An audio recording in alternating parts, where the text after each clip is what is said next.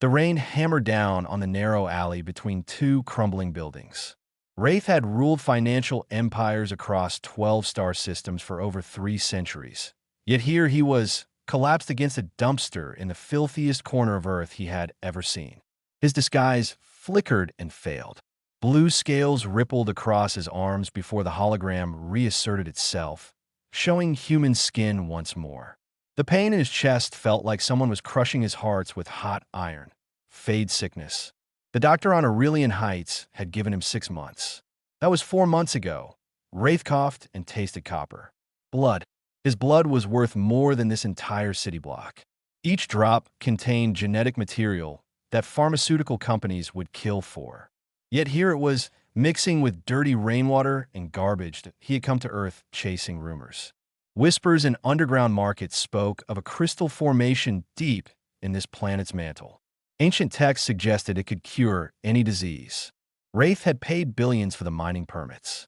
His excavation team would begin work in 3 days. He just needed to survive until then. The alley spun. Wraith's vision blurred. He tried to stand, but his legs refused to cooperate. 300 years of accumulated power and wealth meant nothing when your body decided to quit. He slumped back down, rain soaking through his expensive suit. Footsteps splashed through puddles nearby. Small footsteps. "Mister? Are you okay?" Wraith forced his eyes open. A child stood before him. Human. Female. Maybe 10 years old. Her clothes were too big and covered in patches. Her shoes had holes. She carried a plastic bag that seemed to contain everything she owned. "Go away," Wraith managed to say. His voice came out as a wheeze. The child didn't leave. She knelt down beside him, completely ignoring the filthy water soaking in her already wet clothes. Up close, Wraith could see she was far too thin. Her face had the hollow look of someone who didn't eat regularly. "You're really sick," she said. It wasn't a question. "Come on. My shelter isn't far. You can't stay here. The rain's getting worse." Wraith wanted to laugh. Him? Accept help from a human child who looked like she needed help more than anyone? But another wave of pain crashed through his chest. He gasped and clutched at his ribs. The girl grabbed his arm. She couldn't have weighed more than 30 kilograms, yet she pulled with surprising determination. "Please, mister. You have to try. I can't carry you by myself." Something about her voice cut through Wraith's pride.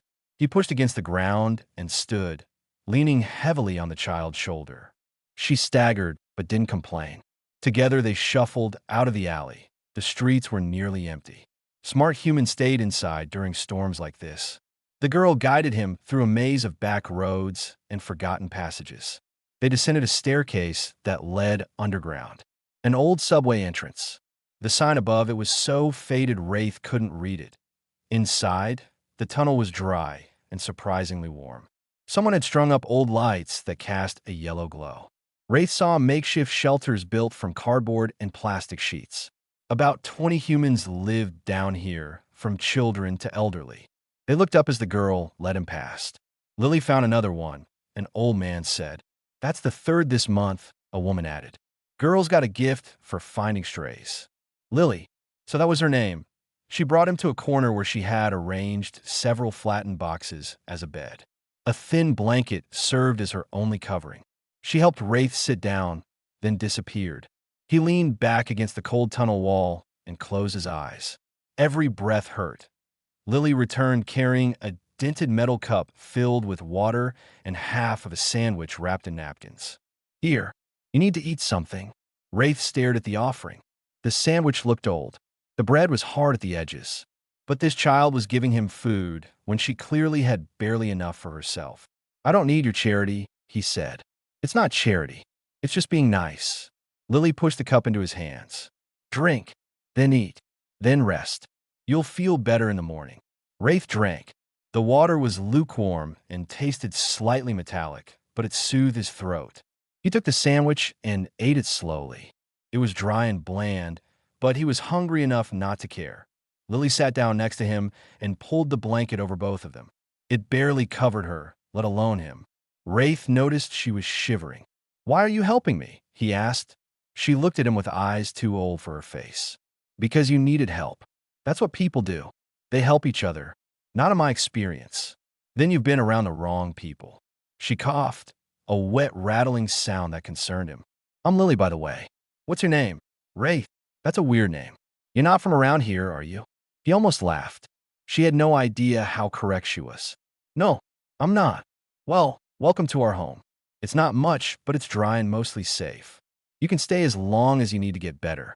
Wraith wanted to tell her he owned buildings taller than mountains. He wanted to explain that he could buy this entire city without noticing the expense. But another coughing fit seized him. Lily patted his back awkwardly until it passed. When he could breathe again, she had already curled up next to him and fallen asleep. Her small body radiated warmth. Wraith felt the pain in his chest ease slightly. Not much, but enough to notice. He looked around the tunnel at all these humans living with nothing. They had no wealth, no power, no influence. Yet they survived. More than survived. They built community. They helped strangers. They shared what little they had. Wraith had spent 3 centuries accumulating treasure. He owned asteroids made of pure platinum. He had art collections worth more than some planets. His corporate holdings generated billions every hour. But this child with nothing had just saved his life that he didn't understand it.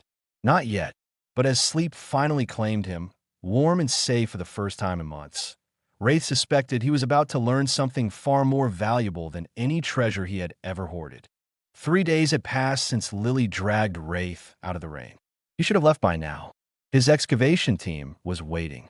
His assistants kept sending urgent messages to his communication implant. Board meetings were being delayed. Stock prices were fluctuating. None of it seemed to matter anymore. Wraith sat on the tunnel floor, watching the homeless community go about their morning routines. An old woman named Grace was teaching 2 children how to read using scraps of newspaper. A young man called David was fixing someone's broken cart using nothing but wire and determination. Others were sharing a pot of thin soup, making sure everyone got an equal portion. They had so little, yet they gave so freely. You're staring again, Lily said, plopping down beside him. She had just returned from somewhere above ground. Her pockets bulged with something. I'm observant, Rafe corrected. Same thing. She pulled out several pieces of fruit from her pockets. Apples, slightly bruised but edible. Found these behind a grocery store. They were going to throw them away. Can you believe that? Perfectly good food. She handed one to Wraith, then distributed the others to nearby families. The children squealed with delight. Fresh fruit was a rare treat down here. Wraith bit into his apple. It was sweet and crisp despite the brown spot on one side. Where are your parents, Lily? Her smile faded. Gone. Sickness took them both last year. Mom first, then Dad a month later. They tried really hard to stay, but she shrugged, trying to appear casual. The pain in her eyes told a different story. And you've been alone since then? Not alone. I have everyone here. She gestured around the tunnel. Grace looks after me. David makes sure I stay safe when I go scavenging. Marcus teaches me math. We're family, just not the normal kind. Ray thought about his own family. He hadn't spoken to another dragon in decades. Communication felt like a burden. Easier to just send messages through assistants. His entire existence had become transactions and spreadsheets. When was the last time someone asked how he was feeling just because they cared? You're doing it again, Lily said. What? Looking sad. You do that a lot. She nudged his shoulder. Want to help me with something? It'll take your mind off whatever's bothering you. Before Wraith could answer, she grabbed his hand and pulled him up. His strength had returned somewhat over the past days. The constant pain in his chest had dulled to a manageable ache. He let her lead him through the tunnel to a section he hadn't explored yet. Here, more children gathered around a makeshift classroom. An older boy was trying to teach them basic science using a battered textbook. Lily joined them and patted the floor beside her. Wraith sat down, feeling ridiculous. A being who had studied at the finest universities in the galaxy, sitting in a subway tunnel getting a lesson on elementary physics. But he listened, and he watched. The teacher got several things wrong, but the children's enthusiasm never wavered. They asked questions. They debated answers. They helped each other understand difficult concepts. This is wrong, Wraith said finally, pointing at the textbook. The formula here, it's outdated. The correct calculation would be. He paused. Everyone was staring at him. Sorry, I didn't mean to interrupt. No, please continue, the teacher said. If you know better, we want to learn. So Wraith taught. He explained physics and chemistry using simple words and everyday examples. He drew diagrams in the dirt. The children absorbed everything like sponges. Even the adults drifted over to listen. For 3 hours, Wraith forgot about mining operations and stock portfolios. He forgot about fade sickness and death timelines. He simply shared knowledge with beings eager to learn. When the lesson ended, the children thanked him enthusiastically. Several adults shook his hand. Grace brought him a cup of hot tea, terrible quality, but made with care. You're a good teacher, Lily said as they walked back to their corner. How do you know so much? I live a long time. You accumulate knowledge. How long? Very long. She accepted this non-answer without pushing. That was another thing Wraith noticed about humans here. They respected boundaries. They didn't pry into painful subjects. They just offered presence and support. That evening, Lily's cough returned. It sounded worse than before, wet and deep. She tried to hide it, turning away and covering her mouth. But Wraith heard every rattling breath. How long have you been sick? He asked. It's nothing, just a cold. Lily, she sighed. A few weeks, maybe a month. It comes and goes. You need medicine. Medicine costs money. I don't have money. Wraith felt anger rising in his chest. Not at her, at the systems that let a child suffer because of credits and currencies. He had enough wealth to buy this entire planet. Yet this girl was dying slowly because she couldn't afford basic health care. I can pay for a doctor, he said. No, her voice was firm. I told you before. Friends don't pay friends. That's not how it works. But you're sick, and you were sick when I found you.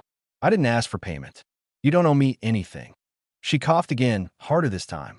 When she pulled her hand away, there were spots of blood on her palm. Wraith's chest tightened. Not from fade sickness this time. From something else entirely. Something he hadn't felt in centuries. Fear. Not for himself. For someone else. Lily, listen to me very carefully. I'm going to call a medical team. They're going to take you to a hospital. The best hospital on this planet. And you're going to let them help you. Please. I can't afford it. I can. Wraith activated his communication implant. And before you argue about friendship and payment, understand this. You saved my life. Let me save yours. Not as payment, as what friends do for each other. Lily looked at him for a long moment. Then she smiled weakly and nodded. Okay, but only because you said friends. Wraith made the call. Within 20 minutes, a private medical transport arrived at the surface. Wraith carried Lily up the stairs himself. She felt far too light in his arms. How had he not noticed how sick she was? As they loaded her into the transport, Lily grabbed his hand. You'll come with me, right? I don't want to be alone. I'll be right beside you the whole time, Wraith promised. And for the first time in 300 years, he meant it. The hospital room was sterile and white. Machines beeped softly, monitoring Lily's vital signs. She lay in the bed, looking tiny and fragile under the crisp sheets. The doctors had diagnosed severe pneumonia. Without treatment, she would have died within weeks. Wraith sat in the chair beside her bed. He hadn't left in 2 days. His assistants were losing their minds trying to reach him. Let them wait. Nothing mattered except the small human girl fighting infection in front of him. Sir, you should rest, a nurse said, entering to check Lily's for. She's stable now. The antibiotics are working. Y promija idestai. The nurse smiled. She's lucky to have you. Most street kids don't have anyone. After the nurse left, Wraith thought about those words. Lucky. Was Lily lucky? She had lost her parents, lived in a tunnel, nearly died from a preventable disease. What part of that was lucky? Yet she smiled more than anyone he knew. She helped others despite having nothing. She found joy in bruised apples and gave away her only blanket to a stranger. His communication implant buzzed. Again, Wraith finally answered. Sir, where have you been? His assistant's voice was panicked. The board is threatening to call an emergency meeting. The excavation team is waiting for your approval to begin. We have 17 contracts that need your signature. Cancel the excavation, Wraith said. Silence. Then, I'm sorry, what? You heard me. Cancel it. Shut it down. Return the permits. But sir, you spent 4 billion credits on those permits. The mineral you're seeking could save your life. Wraith looked at Lily's sleeping face. I don't think it will. Sir, the fade sickness will kill you in months without treatment. This mineral is your only hope.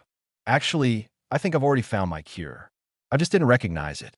Wraith ended the call before his assistant could argue further. The truth had been forming in his mind over the past week.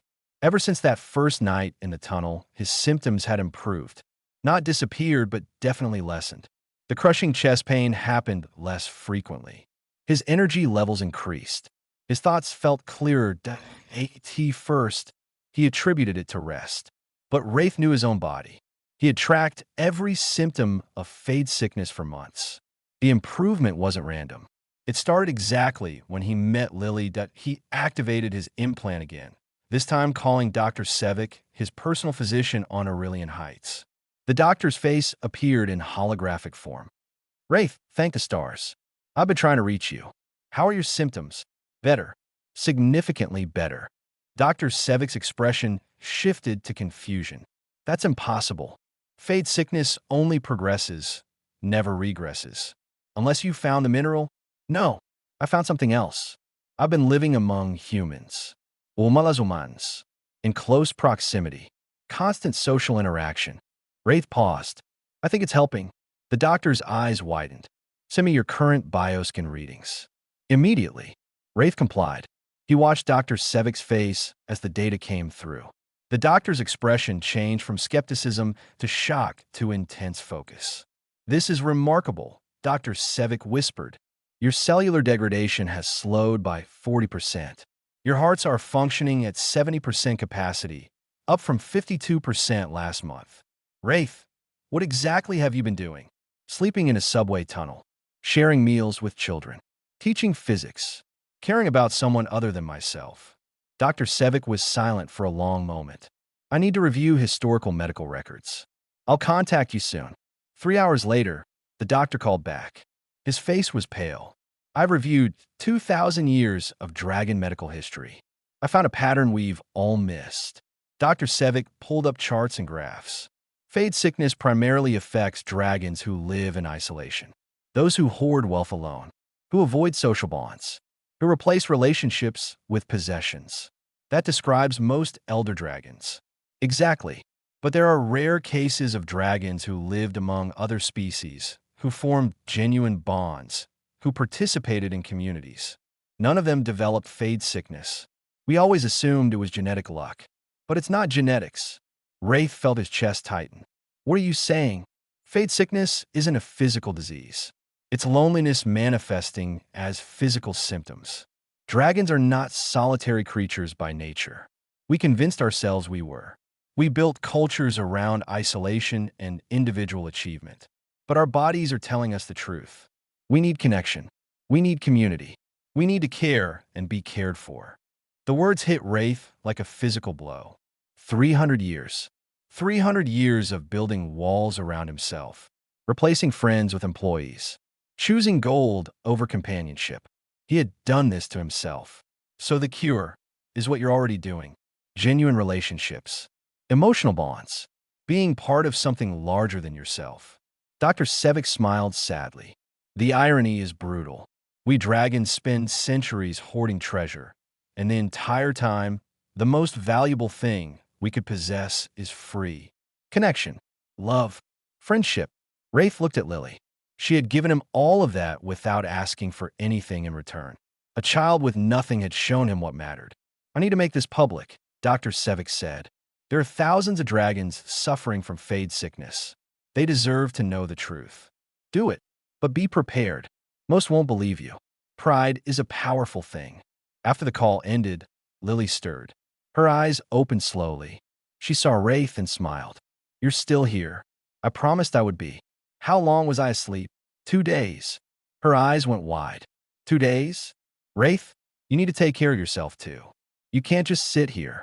Actually, I think sitting here is exactly what I need to do. She didn't understand. How could she? She didn't know he was an alien dragon who had been slowly dying from self-imposed loneliness. She didn't know her simple act of kindness had saved his life far more than he had saved hers. "I'm thirsty," she said.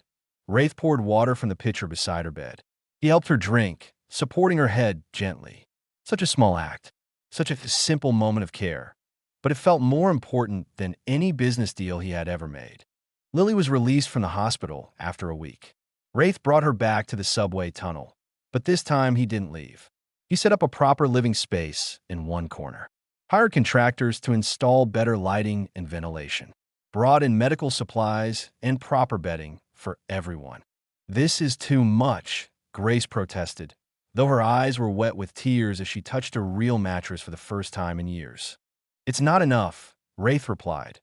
News of his activities spread through corporate channels. His board of directors demanded a meeting. Wraith attended via hologram while sitting in the tunnel with Lily doing homework beside him. "You spent 20 million credits on homeless humans in the past week," the board chairman said, his face red with anger. "This is unacceptable. We have shareholders to answer to. Then answer to them. Tell them I'm done hoarding wealth while people suffer. This is corporate suicide. What's gotten into you?" Wraith looked at Lily, who was focused on her math problems. "I found something worth more than profit margins. Dragons don't think that way. We accumulate. We build empires. We don't give handouts to lesser species." Something in Wraith snapped. "Lesser species? This lesser species saved my life when I had nothing to offer them. They taught me more about value in 2 weeks than I learned in 3 centuries of business. If that makes me a bad dragon, then I'm proud to be one." Into the call. Several board members resigned immediately.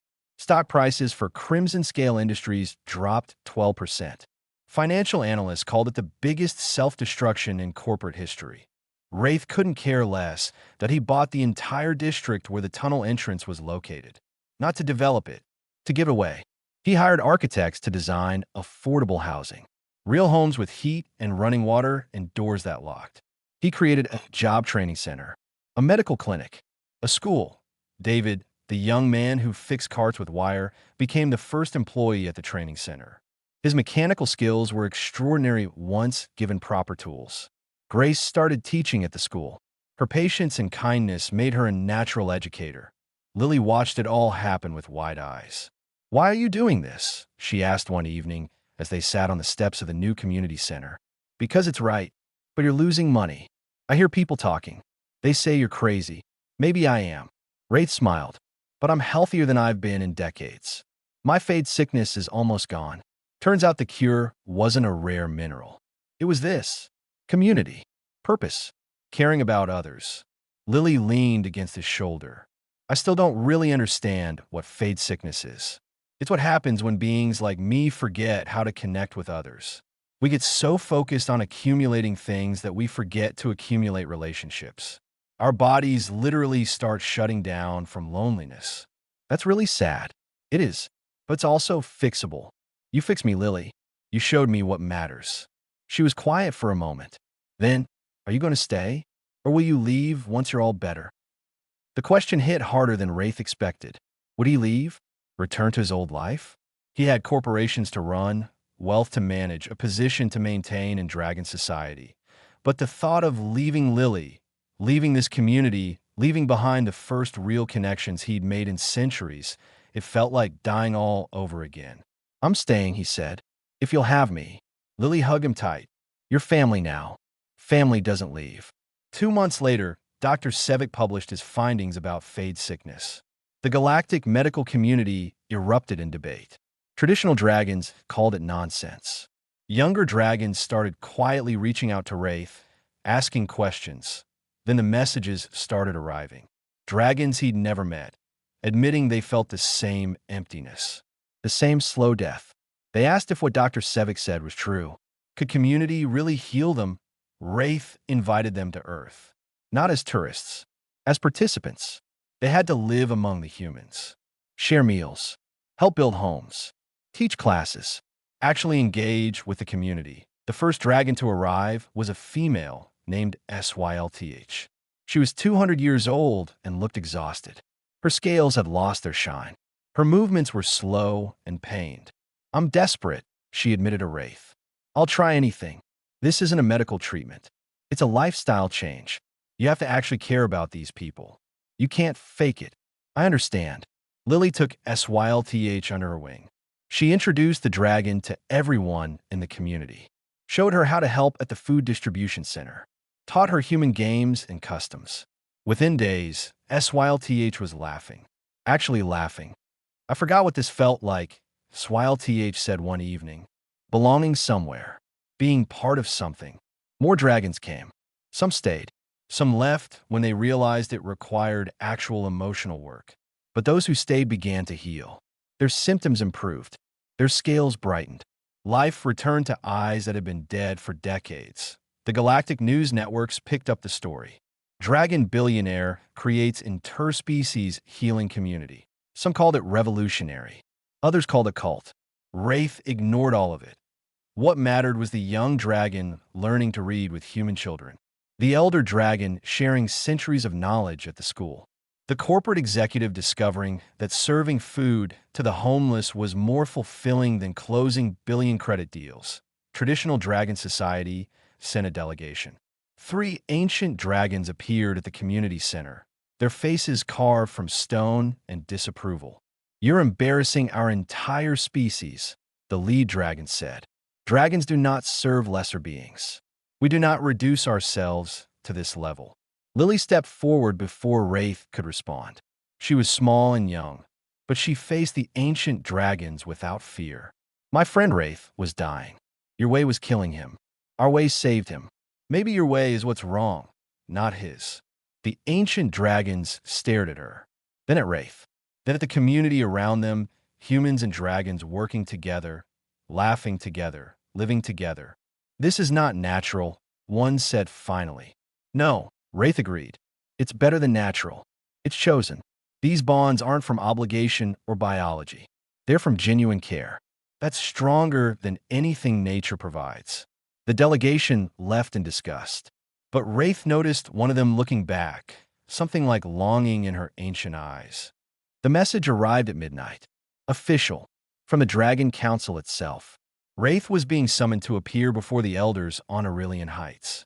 Failure to comply would result in exile from Dragon Society and seizure of all corporate assets. Lily found him staring at the holographic summons. "What's wrong?" "The Dragon Council wants to see me. They're not happy about what I've been doing." "Will they hurt you?" "Not physically, but they can take away everything I own. Strip my titles. Make me an outcast." Lily sat beside him. "Would that be so bad? You're happier now than when you had all that stuff." She was right. Wraith's health had fully returned.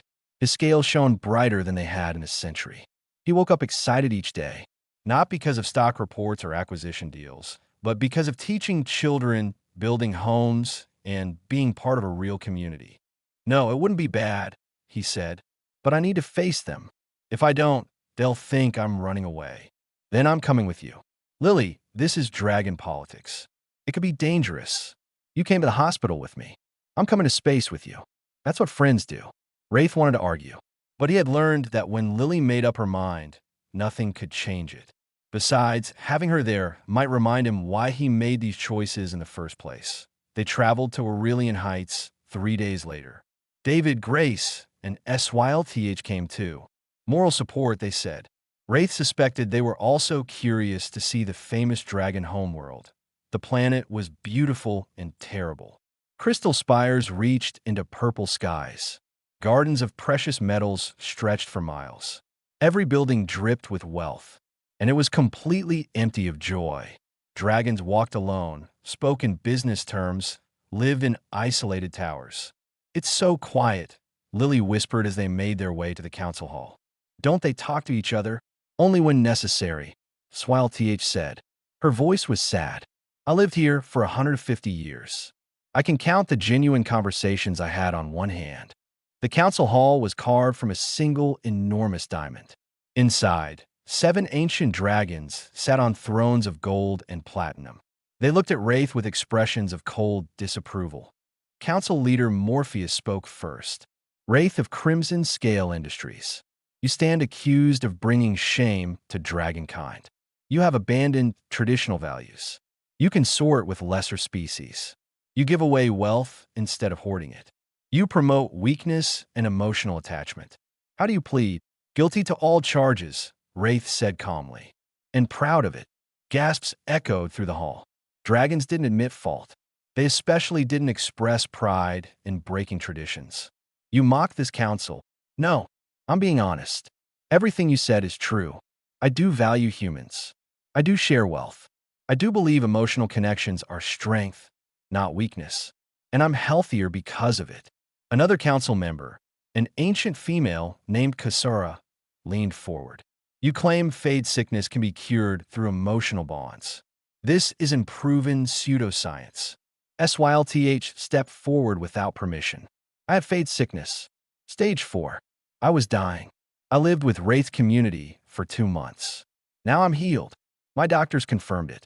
The science is proven through my body. One case proves nothing. Then look at these. Wraith projected medical records into the hall. 47 dragons. All diagnosed with fade sickness. All lived in the human community. All showed improvement. 32 are now fully recovered. The others are healing. Morpheus waved his hand dismissively. Correlation is not causation. There could be environmental factors on Earth. Lily couldn't stay quiet anymore. You're lying to yourselves. You know he's right. You're just scared to admit your whole way of life is wrong. Every dragon in the hall turned to stare at the small human child. Morpheus's eyes narrowed dangerously. You dare speak to this council, human? Someone has to tell you the truth. Lily didn't back down. You're all alone. You sit in pretty buildings counting money while your hearts die. Wraith was like that too. Then he collapsed in an alley and I helped him. Not because I wanted something, because he needed help. And you know what? He got better. Not from medicine or crystals. From being part of a family. We don't need families. We have wealth and power. Then why are so many of you sick? Why is fade sickness the leading cause of death for elder dragons? Lily pointed at the council members. How many of you have it right now? How many of you are dying alone in your towers, too proud to admit you need help? Silence. Terrible, heavy silence. Then Kasara stood. Her movements were stiff, pained. I have it. Stage 3. I've had it for 20 years. Her voice cracked. I wake up every day in pain. Not just physical, something deeper. Like my soul is withering. I tried every treatment. Nothing worked. Because deep down, I knew the truth. I am lonely. Desperately, achingly lonely. I've been lonely for 150 years. Morpheus turned to her, shocked. Kasara, you can't admit such weakness before the council. It's not weakness. She was crying now. Dragons rarely cried. It's truth. We're social creatures who build a culture of isolation. We convinced ourselves that caring was shameful, that needing others made us lesser. We're dying from our own lies. Another council member stood. Then another. 5 of the 7 admitted to having fade sickness. Only Morpheus and 1 other remained seated, their faces masks of denial. This is irrelevant, Morpheus said. We're here to pass judgment on Wraith, not discuss medical conditions. Then pass judgment, Wraith said. Exile me. Take my wealth. Strip my titles. It doesn't matter. I'd rather be poor and surrounded by friends than rich and dying alone. Morpheus stood, preparing to pronounce sentence. But Kasara moved between them. No, I challenge the judgment. I invoke ancient law. If Wraith has found a cure for fade sickness, he deserves recognition, not punishment. There is no cure, only his delusions. Then let me go to Earth. Let me live with his community. If I'm not healed in 3 months, he could be exiled. But if I am healed, the council must acknowledge the truth about fade sickness and change our ways. Morpheus looked furious but trapped. Ancient law was absolute. He couldn't refuse a council member's challenge without losing authority. Fine, 3 months. But when you fail, Wraith will face full exile. Kasara looked at Lily and Wraith. I won't fail, because I'm ready to stop lying to myself about what I need. 6 months had passed since the council challenge. Kasara lived in a small apartment above the community center. Every morning, she helped Grace teach mathematics to human and dragon children alike. Every evening, she joined communal dinners where everyone shared stories and laughter. Her transformation was remarkable. The ancient dragon who once ruled with cold authority now sang songs with children. Her scales, which had been dull gray, now shone with deep emerald light. Her movements were fluid and pain-free. Most importantly, her eyes held genuine happiness. The 3-month evaluation came and went. Kasara's medical scans showed complete recovery from fade sickness. The council, bound by ancient law, had to acknowledge the results. Morpheus sent a brief message stating that Wraith would not be exiled. Nothing more, but the real change happened quietly. Dragons across the galaxy started arriving on Earth. Some came openly seeking healing. Others came secretly, embarrassed to admit they needed help. Wraith welcomed them all. The community expanded.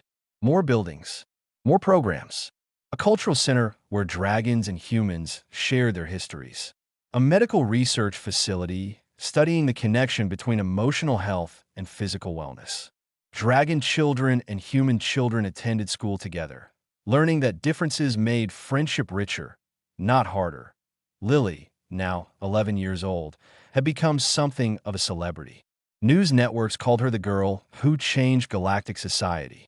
Scientists wanted to study her natural ability to connect with others. Politicians invited her to speak at conferences. She turned them all down. She preferred helping at the community center, teaching newcomers how to plant gardens, and making sure everyone felt welcome. One afternoon, Wraith found her sitting alone on the roof of the community center, watching the sunset. "You okay?" he asked, settling beside her. "Just thinking. A year ago, I was digging through trash looking for food. Now I have a real home, friend from different planets, and people call me important." She shook her head. "It's weird. You are important. I'm just me. I didn't do anything special. I just helped someone who needed help. That's exactly what makes you special. Most people walk past suffering. You stopped and cared. That simple act changed everything." Lily leaned against him. Over the months, Wraith had legally adopted her according to both human and dragon customs. She was officially his daughter now. The paperwork had been complicated. The reality felt natural and right. "Do you ever miss your old life?" she asked. "The towers and money and power?" Wraith thought about it. "Sometimes I miss the simplicity of it. Just numbers and deals. No messy emotions. But that simplicity was killing me. This." He gestured to the community below, where dragons and humans worked together building a new playground. "This is harder, more complicated, but it's real. It's life." A message appeared on Wraith's communication implant. He almost ignored it, but the sender made him pause. "Council Leader Morpheus." "I need to take this," he said to Lily. Morpheus's hologram appeared. The ancient dragon looked older, more tired than before. "Wraith, I'm calling to inform you that I've resigned from the council." Wraith was stunned. Morpheus had led the council for 300 years. Why? Because Kasara was right. We were all lying to ourselves.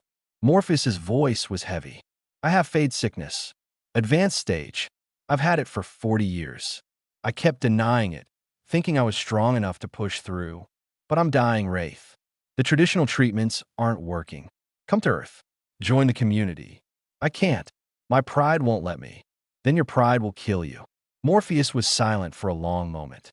"I spent 3 centuries building walls around myself, teaching other dragons to do the same. Thousands are suffering because I convinced them isolation was strength. How do I face them now? How do I admit I was wrong? The same way Kasara did. With honesty. With humility. With hope that it's not too late. I am scared, Wraith. I don't know how to be anything other than what I've always been." "Then learn." That's what everyone here is doing. We're all learning to be better than we were. 2 weeks later, Morpheus arrived on Earth.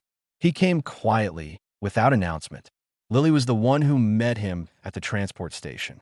"Hi, I am Lily. Wraith told me you were coming. I'll show you to your apartment." Morpheus stared at the small human girl. "You're the one who started all this." "Nope, I just helped someone. Wraith started all this." She led him through the community. Morpheus saw dragons and humans working together, laughing together, living together. Everything he had spent centuries saying was impossible. "How do I do this?" he asked Lily. I don't know how to just be part of community. I've always been a leader, always in charge. Start small. Help out where you can. Talk to people. Listen to them. Care about their problems. Lily smiled up at him. Nobody expects you to be perfect. They just want you to try. Morpheus did try. It was awkward at first. He didn't know how to have casual conversations. He gave orders instead of suggestions. He kept waiting for people to treat him as an authority, but slowly he learned. Grace taught him to listen without immediately solving problems. David showed him the satisfaction of building something with his own hands. Children taught him to play without purpose or profit. 3 months later, his symptoms began improving. 6 months later, he was healed, not just from fade sickness, from the loneliness that had eaten at him for centuries. The galactic news networks declared it the greatest social revolution in recorded history. The Galactic Medical Council officially recognized emotional isolation as the primary cause of fade sickness. Planets across the galaxy started building integrated communities modeled on Wraith's design. Universities established departments studying interspecies psychology. Governments changed laws to encourage community integration. The entire structure of galactic society slowly shifted away from isolated achievement toward collective well-being. But in the small community center on Earth, none of that mattered much. What mattered was the dinner table where dragons and humans shared meals. The playground where children of different species invented new games together. The gardens where everyone worked side by side. One evening, as Wraith and Lily watched the sunset from their usual spot on the roof, she asked him a question. Do you think things would have changed if I hadn't found you in that alley? Eventually, maybe. Someone would have figured it out. But it would have taken longer. More dragons would have died. You pulled her close. You saved more than just my life, Lily. You saved an entire species from destroying itself. I just gave you my sandwich. Wraith laughed. Sometimes the smallest acts of kindness have the biggest consequences. Below them, the community thrived. Dragons and humans, rich and poor, old and young, all connected by the simple truth that Lily had known all along. That caring for each other wasn't weakness. It was the greatest strength of all. And somewhere in the galaxy, a lonely dragon heard the story and decided to reach out, to try, to hope that maybe, just maybe, it wasn't too late to learn how to live instead of merely survive.